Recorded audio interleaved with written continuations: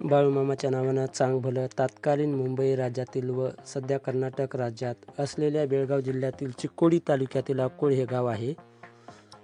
या गावातील श्री मायापार भावे व त्यांची पत्नी सत्यबाई या सात्विक धनगर जोडप्याचे पोटी बाळूमामाचा जन्म झाला.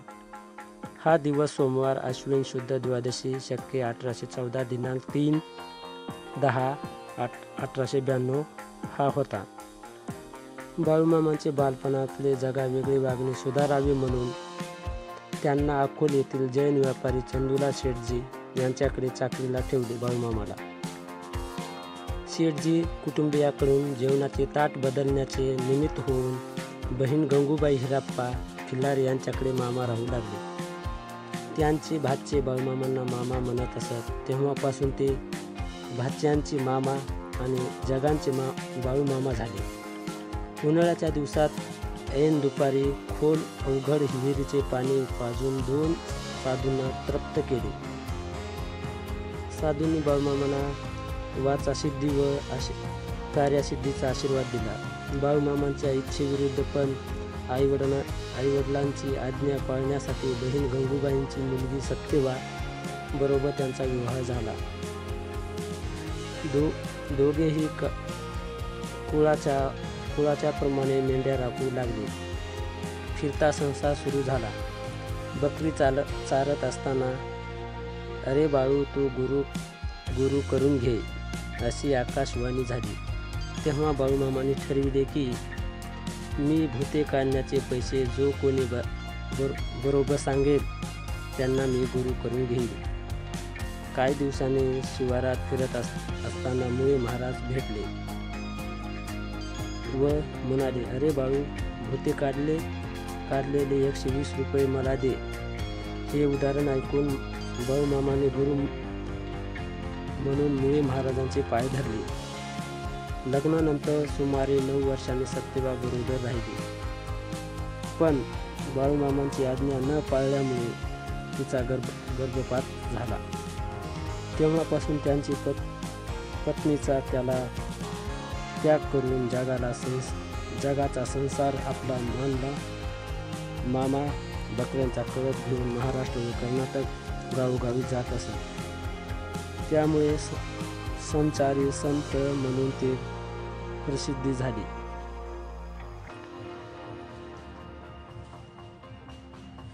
कीर्ती किंवा प्रसिद्धींची त्यांना हाव अपेक्षा नव्हती.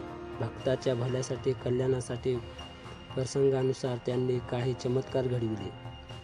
पंचमहाभूतावर त्यांची सत्ता होती. कानडी व मराठी ग्रामीण बोली भाषेत ते सर्वांना न्याय, नीती व धर्मचरणाचा उद्देश करत असत. प्रसंगी शिव्या देत. त्यांच्या शिव्या म्हणजे आशीर्वादाच्या ओव्याच असत. लहानपणापासून थोरापर्यंत, गरिबांपासून श्रीमंतापर्यंत व अडाण्यापासून विद्वानपर्यंत सर्व थरारातील स्त्री पुरुष त्यांचे भक्त होते व आहेत. शर्ट, धोतर, फेटा, कांबळा, कोल्हापुरी चप्पल त्या त्यांच्या पेहेरावर भाजी भाकरीचा साधा आहार त्यांना आवडे.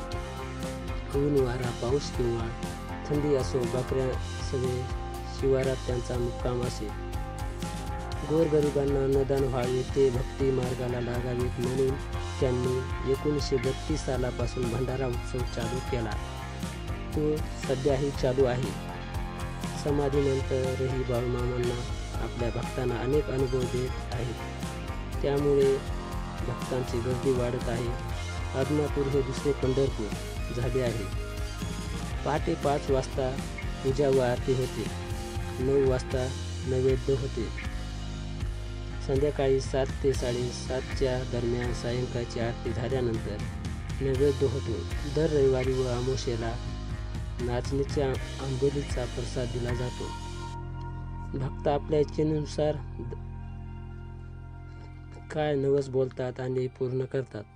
असे हे मामाचे चमत्कार आहेत. मित्रांनो, खूप काही चमत्कार तुम्हाला माझ्या व्हिडिओच्या माध्यमातून बघायला भेटतील.